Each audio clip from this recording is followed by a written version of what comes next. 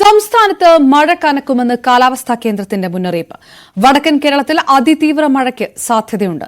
മലപ്പുറം മുതൽ കണ്ണൂർ വരെ ജില്ലകളിൽ നാളെ റെഡ് അലർട്ടാണ്.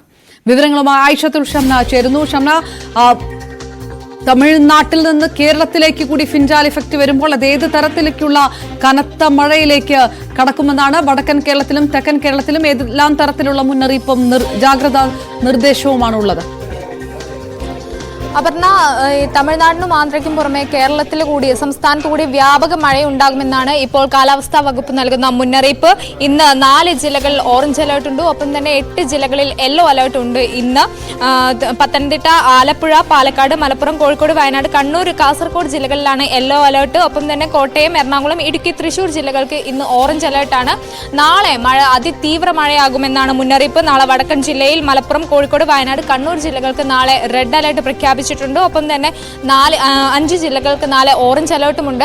സംസ്ഥാന വ്യാപകമായി തന്നെ വരും ദിവസങ്ങളിൽ ശക്തമായ മഴ ഉണ്ടാകുമെന്ന് തന്നെയാണ് ഇപ്പോൾ കാലാവസ്ഥാ വകുപ്പ് നൽകുന്ന മുന്നറിയിപ്പ്. ഒപ്പം തന്നെ തീരദേശ മേഖലയിൽ താമസിക്കുന്നവർക്ക് ജാഗ്രതാ നിർദ്ദേശമുണ്ട്. എന്തായാലും തമിഴ്നാടിനും ആന്ധ്രയ്ക്കും പുറമെ ഈ ഫിൻജാൽ എഫക്റ്റ് കേരളത്തിലേക്ക് കൂടി വരുന്നു, അല്ലെങ്കിൽ കേരളത്തെ കൂടി ബാധിക്കുന്നു എന്ന് വേണം മനസ്സിലാക്കാൻ. അത് തന്നെയാണ് ഇപ്പോൾ കാലാവസ്ഥാ വകുപ്പ് നൽകുന്ന മുന്നറിയിപ്പും. ഡിസംബർ 4 വരെ എന്തായാലും ശക്തമായ മഴ ഉണ്ടാകും.